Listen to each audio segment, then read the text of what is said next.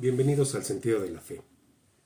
Este día toca el turno al tritoísmo y el estudio del tritoísmo, también conocido como triteísmo, permite observar uno de los intentos más radicales, aunque intelectualmente sofisticados, de replantear la comprensión cristiana del Dios a partir de categorías filosóficas ajenas al depósito revelado.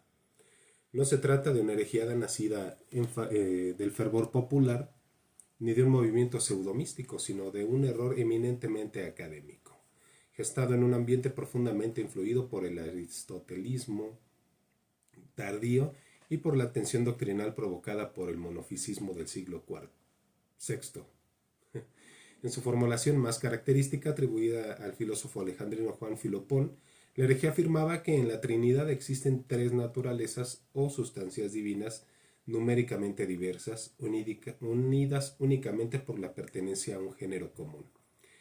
Esta concepción minaba la unidad ontológica de Dios, convertía la divinidad en un género abstracto y desembocaba inevitablemente en una formulación politeísta. Muy parecido cuando dicen Jesús es Dios porque es hijo de Dios y los dioses engendran dioses, o que dicen que es el caballo y el hijo del caballo. Pero vamos a explicarlo de mejor manera. La gravedad del tritoísmo no se limita a su inaceptable negación del monoteísmo cristiano, sino que revela una tentación constante en la historia del pensamiento: subordinar el misterio de Dios a categorías filosóficas concebidas para describir entes creados y por lo tanto finitos. Desde una perspectiva antropológica y espiritual, el error brota de una herida más profunda: la pretensión de someter la revelación al análisis humano en lugar de dejar que la inteligencia se eleve humildemente hacia el contenido del divino dogma. La herejía en este sentido es una respuesta desviada a la vocación del hombre de conocer a Dios, una respuesta marcada por el orgullo intelectual que absolutiza la lógica creada y olvida que la verdad divina exige una purificación del corazón y una disciplina espiritual interior. La doctrina de las tres sustancias divinas no solo altera la estructura del símbolo niceno-constantinopolitano, sino que introduce una fractura en la visión cristiana del ser humano. Al multiplicar las sustancias divinas, separa lo que es perfecto en unidad, la comunión trinitaria, e invita en modo insidioso a una antropología fragmentada, donde la persona humana es concebida como un agregado en funciones en vez de una unidad espiritual llamada a participar de la vida de Dios. El tritoísmo es, entonces, un error que desfigura tanto a Dios como al ser humano. El tritoísmo surgió en el ambiente teológico del siglo VI durante el reinado de Justiniano I y en las décadas inmediatas posteriores al concilio de Calcedonia en el año 451. Este periodo se caracterizó por un intenso debate en torno a la doctrina cristológica y en particular a la correcta interpretación de la unión hipostática en Cristo. Las controversias entre calcedonios, monofisistas y diversas facciones intermedias crearon un terreno fértil para el surgimiento de corrientes y subcorrientes doctrinales, algunas de ellas profundamente innovadoras y no en pocos casos heterodoxas. Entre estas se encuentran tanto el tritelismo como el tritoísmo, aunque ambas no deben confundirse. La primera gira en torno a las voluntades de Cristo y la segunda al ser divino mismo. El contexto cultural de Alejandría, centro intelectual en el que se formó y enseñó Juan Filopón, era particularmente propenso a estas especulaciones. Ahí convivían el legado neoplatónico, la lógica aristotélica y la tradición teológica monofisista. Filopón, formado en la escuela aristotélica pero simpatizante de los monofisistas severianos, intentó aplicar rigurosamente las categorías de Aristóteles a la teología trinitaria. En la metafísica aristotélica, cada individuo posee una ousia, una naturaleza, que lo constituye como ser particular.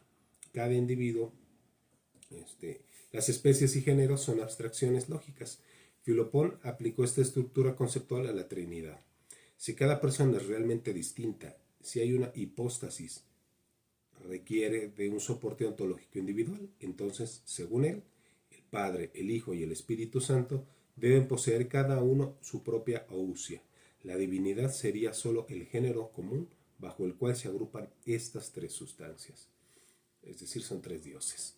Este análisis generó una profunda ruptura con el dogma de la fe desde Nicea en el año 325 y Constantinopla, el Concilio I, en el año 381. La Iglesia había afirmado que las tres personas son consubstanciales, homoousios, es decir, comparten numéricamente la misma esencia divina. Por eso nosotros decimos gloria al Padre, al Hijo, al Espíritu Santo, porque es una sola gloria. No decimos gloria al Padre, gloria al Hijo, gloria al Espíritu Santo. La distinción de hipóstasis no implica división de la naturaleza. Filopón, al invertir esta relación, rompió la unidad ontológica de Dios y redefinió la Trinidad como una comunidad de seres divinos. Más o menos como lo que piensan los mormones. Es importante notar que el tritoísmo no fue un movimiento popular ni una secta organizada. Circuló más bien en ambientes académicos, en textos técnicos y en discusiones entre monjes o teólogos que ya debatían sobre la naturaleza de Cristo. Sin embargo, sus implicaciones eran tan graves que provocaron la condena tanto de la Iglesia calcedonia como de la jerarquía monofisista. Aunque Juan Filopón es el principal arquitecto del tritoísmo, no poseemos datos precisos sobre su juventud. Nacido en Alejandría hacia el año 490, estudió en el entorno de una escuela aristotélica alejandrina y destacó pronto por su capacidad lógica. Su obra abarca comentarios filosóficos y tratados teológicos. Entre los segundos se encuentra su célebre reflexión sobre la Trinidad, conocida principalmente a través de las citas de sus refutadores. Filopón adoptó una postura monofisista, defendiendo que Cristo posee una única naturaleza compuesta en la que la humanidad y la divinidad se integran sin confusión, pero sin dualidad permanente. Esta posición ya lo colocaba en tensión con Calcedonia. Sin embargo, el paso decisivo hacia la herejía trinitaria ocurrió cuando trasladó sus análisis filosóficos al misterio trinitario. El núcleo del error consiste en aplicar sin matices categóricas propias de la comprensión del mundo creado al Dios Trino. Para ello, Aristóteles, la ousia es el sustrato individual de un ser, aquello que lo distingue de entre otros semejantes dentro del mismo género. Pero la teología cristiana desde el siglo IV había comprendido que en Dios, la ousia no es un sustrato diferenciado, sino el ser mismo de Dios, simple e indivisible. Los padres capadocios habían introducido un lenguaje cuidadosamente calibrado para expresar la relación entre ousia e hipóstasis, preservando la unidad divina sin negar la distinción personal. Filopón, lejos de seguir esta línea, concluyó que las personas divinas deben tener esencias numéricamente distintas, pues de lo contrario carecerían de individualidad real. Esta conclusión revela un problema antropológico profundo. La herejía nace del deseo de comprender a Dios con categorías demasiado humanas, incapaces de abarcar la trascendencia de su ser.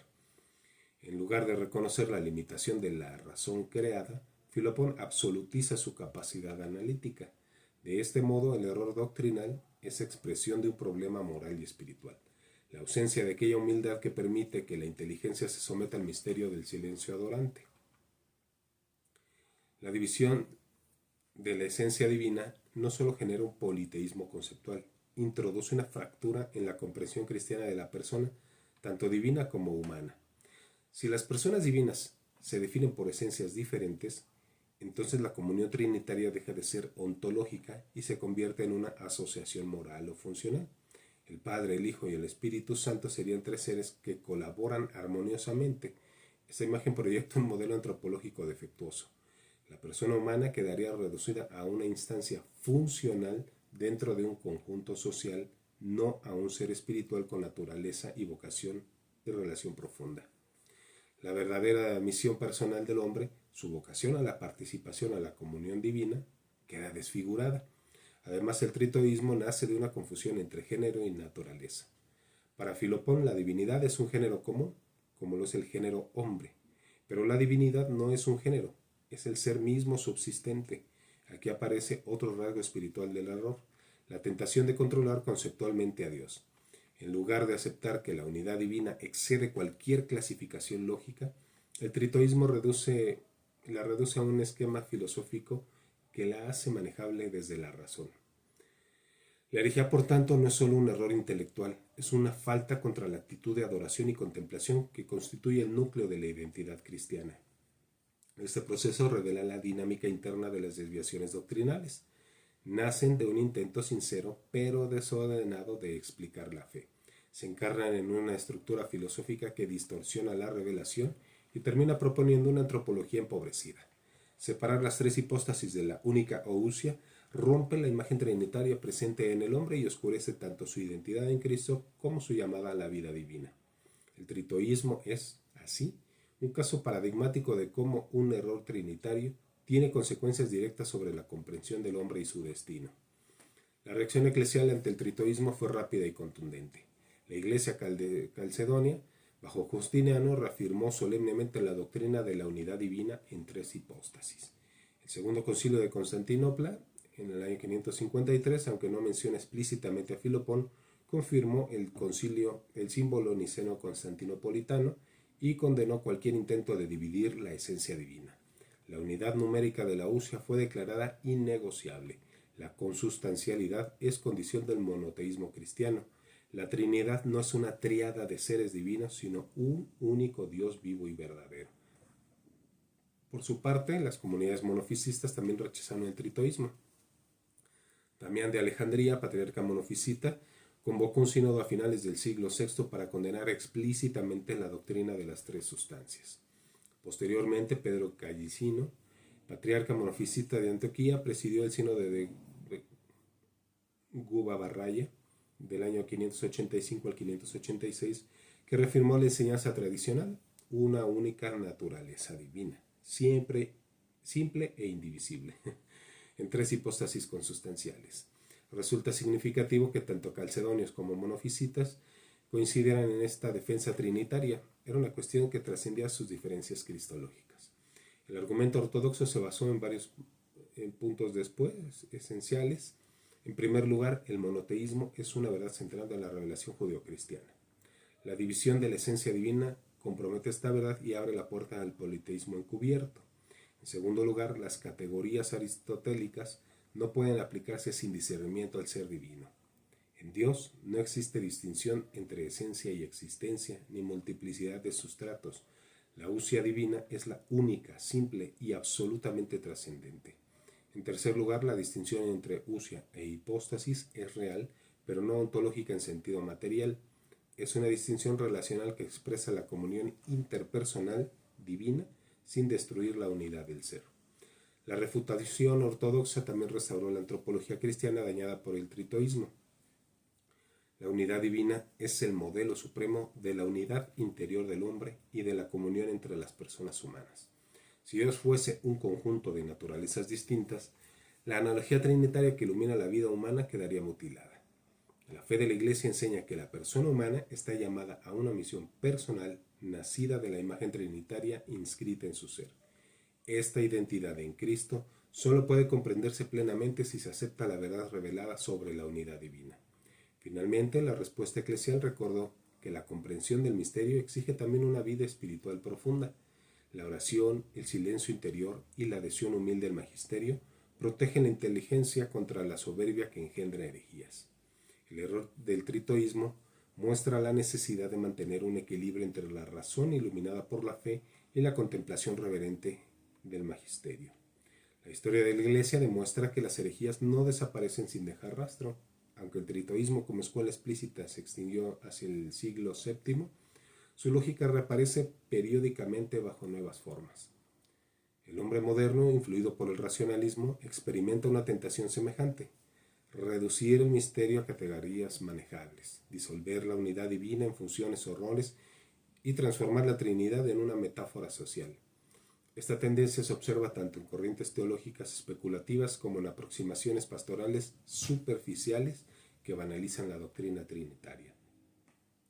Uno de los paralelos más preocupantes es la tendencia contemporánea al interpretar la Trinidad como un modelo de comunidad sin referencia a la unidad ontológica. Este enfoque, aunque aparentemente inofensivo, reproduce la misma estructura conceptual del tritoísmo. Las personas divinas se conciben como entidades distintas que colaboran en lugar de como tres hipóstasis de un único ser. Esta reinterpretación conduce a un politeísmo práctico, aunque no se lo afirme explícitamente. Como en el siglo VI la raíz del error es antropológica, se proyecta sobre Dios una visión fragmentada del ser humano, producto de la cultura individualista o funcionalista. También en algunas teologías modernas se observa la tentación de afirmar tres centros de conciencia, tres subjetividades o tres agentes divinos. Esta formulación, aunque presentada como un intento de enriquecer el lenguaje trinitario, destruye la simplicidad y unicidad de Dios y se acerca peligrosamente al esquema tritoísta. La Iglesia enseña que en la Trinidad no hay tres conciencias separadas, sino una única vida y un único conocimiento divino subsistente en tres hipóstasis. Desde una perspectiva escatológica, estos errores no son meras discusiones académicas, forman parte del proceso más amplio por el cual la verdad es oscurecida y sustituida por interpretaciones reductivas. La historia de las herejías muestra un patrón recurrente, la sustitución de la verdad revelada por construcciones humanas que parecen más comprensibles o más funcionales para un determinado contexto cultural. Pero este proceso siempre conduce a una pérdida de la identidad cristiana y abre la puerta a desviaciones mayores. El tritoísmo, con su insistencia en tres naturalezas divinas, es un precursor de las configuraciones religiosas sincretistas que proliferan hoy, donde mezclan elementos cristianos con concepciones politeístas o panteístas. La erosión de la unidad divina favorece a una espiritualidad difusa, sin anclaje dogmático, donde Dios se diluye en múltiples manifestaciones. Esta tendencia se alinea con las fuerzas culturales que buscan relativizar la verdad, disolver la autoridad del magisterio y reemplazar la adoración por autoafirmación. Frente a estas amenazas es necesario recordar que la fidelidad doctrinal no es una carga, sino una condición de libertad interior. La unidad de Dios es la garantía de la unidad del corazón humano. La comunión trinitaria es la fuente de la comunión eclesial y social. Cuando se fragmenta a Dios, también se fragmenta al hombre. Cuando se pierde la identidad en Cristo, se pierde la capacidad de discernir la misión personal para la que se fue creado. En un horizonte escatológico, la Iglesia reconoce que las herejías forman parte de la purificación histórica del pueblo de Dios. Son pruebas que permiten que la verdad brille con mayor claridad. El tritoísmo, en su audacia conceptual, obligó a los teólogos del siglo VI a precisar la unidad divina con una profundidad que aún hoy sostiene la dogmática católica. Sin embargo, también es un recordatorio permanente de que la lucha entre la verdad y el error continúa, y de que la fidelidad doctrinal es esencial para la perseverancia final. La advertencia final es clara. Cada generación debe custodiar el misterio trinitario con humildad y vigilancia. La revelación no es un material manipulable, sino un tesoro que se recibe y se transmite. Solo quien permanece en la oración, en el silencio reverente y la obediencia a la Iglesia puede evitar caer en los errores que deforman la imagen de Dios. Y solo en esa fidelidad a la tradición, el hombre encuentra su verdadera identidad y la plenitud de su vocación, que culmina en la comunión eterna con el Dios uno y trino. Muchas gracias por llegar hasta aquí. Que Dios nos bendiga. La Santísima Virgen de Guadalupe interceda por cada uno de nosotros.